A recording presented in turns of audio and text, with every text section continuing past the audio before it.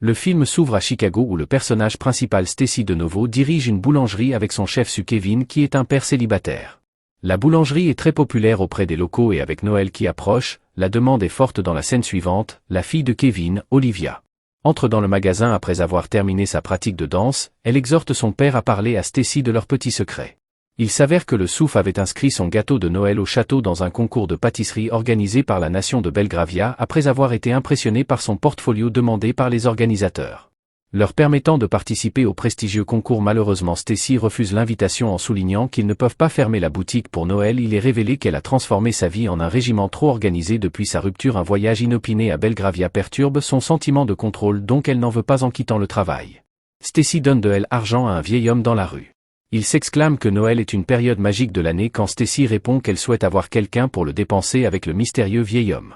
Prophétise que les vœux de Noël se réalisent quelques instants seulement, elle rencontre son ex-petit ami Paul, les deux discutent de leur temps ensemble et Paul dit qu'il a pensé à elle en ce moment, puis sa nouvelle petite amie arrive et l'embrasse, elle révèle que les deux d'entre eux vont passer les fêtes de fin d'année chez Paul, offensée.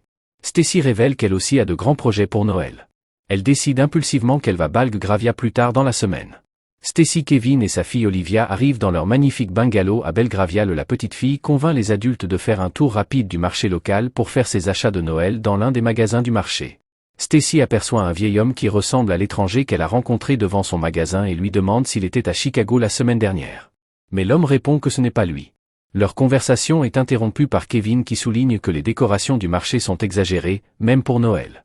En réponse, le vieil homme révèle que c'est à cause d'un mariage royal la semaine où le prince de Belgravia va être marié à la duchesse de Montenero Margaret Delors. Le trio se dirige ensuite vers les studios de Wembley où les préparatifs pour les concours de pâtisserie sont en cours. Ici, ils rencontrent l'ennemi juré de Stacy et sa compatriote Brianna Michael. S'avère que Brianna a remporté le concours même elle l'année dernière et prévoit pour répéter l'exploit avant de partir. Elle s'assure de laisser tomber du vin sur le tablier de Stacy et de faire croire que c'est un accident. Alors que Stacy va nettoyer son tablier, elle tombe accidentellement sur une autre femme vêtue d'un blazer rose. À sa grande surprise, la femme a l'air exactement comme elle, avec une coiffure plus courte. Il se trouve qu'elle est Margaret Delors, la future princesse de Belgravia. Stacy s'excuse pour l'incident et se présente comme une boulangère. Cependant, la duchesse lui demande de se rencontrer dans 1 heure afin qu'elle puisse lui donner un avis d'expert sur le gâteau de mariage royal. Le boulanger est tout de suite d'accord et elle promet de garder leur rencontre secrète pendant ce temps. Olivia souhaite participer au programme de ballet d'hiver mais sait qu'ils ne peuvent pas payer les frais d'entrée dans la scène suivante. Margaret présente Stacy à son assistante personnelle. Madame Donatelli, l'assistante, spécule que la duchesse et le boulanger de Chicago pourraient être liés par une relation distante, mais cette réunion sur le gâteau de mariage est en fait une ruse car Lady Delors n'a pas besoin d'aide avec son gâteau, elle propose plutôt une idée pour changer de place. La boulangère depuis 2 jours, elle a passé toute sa vie enchaînée par les protocoles royaux et veut comprendre ce que c'est que d'être une personne normale. Stacy dit oui, mais à condition que la fille de Kevin puisse recevoir une bourse pour les cicatrices pour le programme de ballet d'hiver. Une fois les femmes parviennent à un accord complet, les préparatifs pour le changement commencent par un échange d'informations de base. La duchesse dirige le boulanger à travers le long arbre généalogique des royales tandis que Stacy lui montre des photos de Kevin et Olivia après une coupe de cheveux et une brève formation sur royal. Étiquette, les deux se ressemblent et changent leurs vêtements juste au moment où le prince Édouard frappe à la porte et Margaret se cache rapidement derrière un canapé. Stacy maintenant déguisée alors que la future princesse se retrouve face à face avec le prince pour la première fois, mais elle parvient à mener une vie maladroite. Conversation avec lui et détourne son attention du canapé, le prince l'informe qu'il part pour l'Espagne le lendemain en visite diplomatique. Après son départ, les 2 femmes s'embrassent et échangent leurs places pour les 2 prochains jours. Margaret se dirige vers le pittoresque cottage où elle discute rapidement avec Kevin pendant que Stacy commence à s'adapter à la vie royale de ses jumeaux. Elle parle avec Madame Donatelli qui révèle que la dame royale a eu du mal parce que ses 2 parents sont morts très jeunes juste avant de pouvoir se glisser dans le lit. Prince Édouard frappe à la porte une fois de plus, il s'excuse pour sa soudaine visite à l'étranger mais réitère l'importance d'avoir un emploi du temps et des plans stricts pour le lendemain. Stacy porte le même blazer rose à son petit déjeuner avec le roi et la reine. Sa brève conversation commence à se détériorer alors que la reine s'enquiert de l'un de ses parents éloignés. En plus de cela, Édouard arrive soudainement et rejoint le repas. Il était censé être absent pour son échange de 2 jours mais a décidé qu'il devrait passer du temps avec sa femme à la place après que le prince ait présenté un diadème à Stacy comme cadeau de fiançailles avant de lui demander de faire une excursion à cheval à travers la campagne pendant qu'Édouard est dupé, le roi n'est pas si sûr de cette fille et demande à l'un des membres de son personnel, Frank, de espionner au chalet que Margaret essaie de préparer le petit déjeuner mais finit par brûler complètement les toasts. Olivia se méfie d'elle car Stacy est une pâtissière très compétente et elle gâche leur poignée de main secrète, ce qui rend l'enfant encore plus sceptique pendant que Stacy rencontre le prince aux écuries pour la balade à cheval. Mais contrairement à la vraie duchesse, elle ne sait même pas comment monter à cheval, tâtonnant et tombant, ils commencent finalement leur chevauchée vers la campagne à leur insu. Frank espionne secrètement cette nouvelle et plutôt flamboyante duchesse.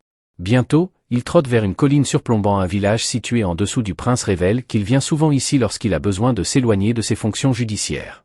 Lorsque Stacy essaie de creuser un peu plus profondément, il lui suggère de ne pas s'impliquer dans la politique internationale. Offensée, elle répond qu'elle n'a pas l'intention de simplement le faire. Être un ornement de cour et retourne en trombe au château après l'aventure à cheval. Stacy téléphone à sa jumelle Margaret et lui avoue qu'Olivia a découvert leur secret et qu'elle va maintenant travailler avec l'enfant pour faire de l'échange un succès, mais le boulanger devenu princesse l'a fait. Autre préoccupation urgente, le prince Édouard a annulé son voyage en Espagne et pendant ce temps, il y a un bal de charité ce soir, elle dit à son homologue royal de retourner au palais car leur couverture sera sûrement détruite, ignorant complètement ses avertissements. La duchesse dit non au plan suivant. Cette Margaret, Kevin et Olivia se dirigent vers le marché, abandonnant leur emploi du temps préplanifié pour le jour où ils cliquent sur une photo avec le Père Noël et leur merveilleuse journée se termine par une bataille de neige au palais. Le prince s'excuse auprès de Stacy pour avoir été inconsidéré pendant leur cheval balade, il lui parle ensuite de sa grand-mère qui exprimait toujours ses opinions plus tard dans la nuit, le duo se joint au bal de charité dans le palais immédiatement après son arrivée.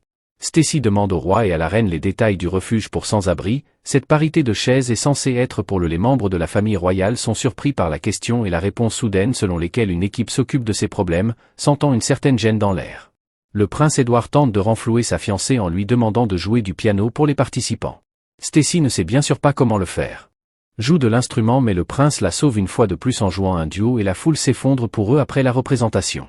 Stacy court dehors car elle craint d'avoir trop parlé devant le roi et la reine. Le prince la suit peu de temps après et l'encourage à toujours exprimer librement ce qu'elle pense. Le duo partage ensuite une danse romantique avant de rentrer ensemble le lendemain. Stacy culpabilise le prince Édouard en lui faisant visiter le refuge familial où se déroulait le bal de charité. À son arrivée, elle lit des contes de fées aux enfants sans abri et passe du temps à leur parler après avoir appris que le refuge n'a pas assez de budget pour offrir des cadeaux de Noël aux enfants.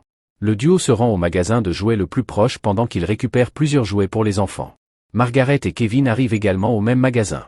Le vieil homme mystérieux que nous avons vu devant le magasin de Stacy arrive juste à temps et distrait Kevin. Il demande au chef Su de l'aider à pousser sa voiture jusqu'au garage le plus proche et l'emmène loin du magasin de jouets le lendemain. Stacy et Prince Édouard prennent le paquet emballé. Ils ramènent des jouets au refuge pour sans-abri, ils les distribuent à tous les enfants défavorisés et chantent même des chants de Noël avec tout le monde. Le gardien du refuge remercie les visiteurs royaux pour leurs gestes gracieux. Le prince s'engage également à leur rendre visite plus souvent afin qu'il peut passer du temps avec les enfants ce soir-là au chalet. Margaret met Olivia au lit avant de descendre pour discuter avec Kevin. Elle révèle que passer du temps avec lui a été l'une des meilleures expériences de sa vie. Surpris, le chef Su répond qu'elle se sent comme une personne complètement différente depuis leur arrivée à Belgravia. Le duo décide alors de regarder un film de Noël ensemble à la fin du film. Margaret devient émue et pleure de tout son cœur, inquiète. Kevin la réconforte et lui donne un collier à l'intérieur. Elle trouve une photo de eux et Olivia avec Santa. Kevin avoue alors qu'il commence à la voir comme quelqu'un de plus qu'un ami touché. Margaret l'embrasse mais demande ensuite d'oublier tout ce qui s'est passé entre eux sachant que Stacy sera de retour le lendemain. Elle ne veut pas offrir lui de faux espoirs de la même manière au palais. Le prince Édouard remercie Stacy de lui avoir montré l'importance de tendre la main aux gens. Il lui donne ensuite un héritage familial, un pendentif qui appartenait à sa grand-mère et il révèle qu'il était auparavant sceptique quant à l'épouser comme il l'avait fait.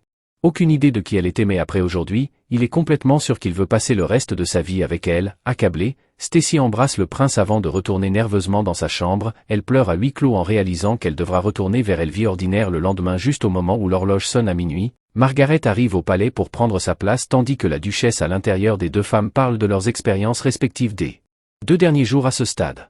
La duchesse est amoureuse de Kevin et Stacy aime le prince, mais tous deux retournent à leur place d'origine à leur insu. La garde privée du roi, Frank, les voit et prend plusieurs photos des deux ensemble à l'autre bout de la ville. Brianna se faufile dans les studios de Wembley la même nuit et sabote le mélange de Stacy le lendemain. Le matin, Stacy retourne au chalet pour préparer le petit déjeuner pour Kevin et sa fille. Quand Olivia arrive en bas, elle se rend immédiatement compte que Margaret est retournée remplir ses fonctions royales. Elle est déçue que l'enfant souhaite que tout le monde puisse simplement suivre le chemin qui les rend heureux au lieu de faire des choses qui les rendent heureux. Ils sont censés le faire après une brève conversation. Stacy et Olivia se préparent à se rendre au grand concours de pâtisserie pendant que Frank se précipite dans les chambres du roi pour lui montrer les photos qu'il a prises la nuit dernière, mais la reine l'arrête et demande d'abord à voir les photos. Et il lui tend les images à contre-séure après avoir examiné les photos en privé. Elle apprend l'existence de Stacy la boulangère qui ressemble exactement à la duchesse de Montenero. Elle se promène dehors en réfléchissant à ce qu'elle doit faire ensuite quand soudain un jardinier interrompt son fil de pensée. Il est révélé que le jardinier est le même vieil homme mystérieux que nous avons vu devant la boutique de Stacy à Chicago ainsi que sur le marché plus tôt en voyant la photo de Stacy avec la duchesse. Il s'exclame que le boulanger ressemble aussi à une princesse sans rien expliquer davantage. Il donne un pourboire chapeau et feuille laissant sa majesté plongée dans ses pensées quelques heures plus tard. Margaret rejoint le roi, la reine et le prince pour le petit déjeuner dans son dos. La reine a tout révélé au roi et les deux ont un plan secret pour réunir les amants à leur juste titre. Partenaire, elle simule la maladie et ordonne à Edward et Margaret d'assister au concours de pâtisserie à sa place en profitant de cette opportunité. La duchesse avoue tout au prince en privé, le laissant sous le choc tandis que Stacy et Kevin ont un début de compétition difficile à cause des manigances de Brianna. Ils sont obligés de réduire en purée les fraises à la main, allongeant ainsi leur processus de cuisson. Ils ont à peine réussi à terminer leur gâteau géant sur le thème du château à temps malgré tous les revers. Les deux boulangers de Chicago remportent catégoriquement le premier prix alors que les célébrations commencent. L'hôte annonce que la reine de Belgravia n'a malheureusement pas pu assister à la cérémonie de remise des prix. Les gagnants seront facilités par le prince et la duchesse de Monroe remarquant Edward sur scène. Stacy essaie immédiatement de s'excuser du studio mais Kevin la force à aller de l'avant et à accepter le prix lorsqu'il rencontre enfin le couple royal. Kevin est stupéfait de voir deux femmes avec exactement le même visage. Heureusement le prince Edward prend rapidement le contrôle de la situation. Il demande à tout le monde de les excuser pendant un moment et les conduit tous les quatre dans les coulisses. Ici Margaret explique comment tout s'est passé son plan. Elle voulait ressentir le sentiment de mener une vie de tous les jours et a demandé à changer de place avec Stacy. Elle ajoute ensuite qu'elle aime être une personne normale et avoue ses sentiments à un Kevin bamboozled surpris par la confession. Kevin demande au prince s'il est en colère. Avec sa fiancée tombant amoureuse d'un homme ordinaire en réponse, Edward dit qu'il va très bien car lui aussi est amoureux d'une personne ordinaire. Stacy, d'un autre côté, Stacy ne pense pas que ce soit une bonne idée pour un prince d'aimer une personne ordinaire. Quitte les coulisses et s'éloigne pour rassembler ses affaires mais Edward l'arrête et promet de se battre pour son amour tant qu'ils sont ensemble. Il se met alors à genoux et lui propose de lui suggérer un mariage dans un an s'ils sont toujours amoureux. Cette fois-là, le film se termine avec des scènes d'un an plus tard. Stacy épouse le prince Edward et devient princesse de Belgravia pendant le mariage. Sœur Margaret attrape le bouquet symbolisant que c'est son tour ensuite.